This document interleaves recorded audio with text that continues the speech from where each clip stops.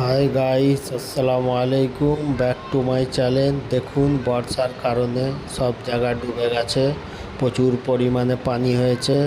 Rail line ডুবে গেছে, স্টেশনে অবধি পানি উঠে গেছে, অনেক লোকের ঘরে পর্যন্ত পানি ঢুকে গেছে। বন্ধুরা দেখুন, রেল লাইন ডুবে গেছে, তাও স্লো স্লো ট্রেন যাচ্ছে। তারই পরিমাণে আমি একটা ভিডিও করেছি ছোট্টপানা। দেখুন বন্ধুরা, ভালো লাগলে লাইক কমেন্ট শেয়ার করবেন। আগে আগে দেখুন কি অবস্থা হয়ে আছে।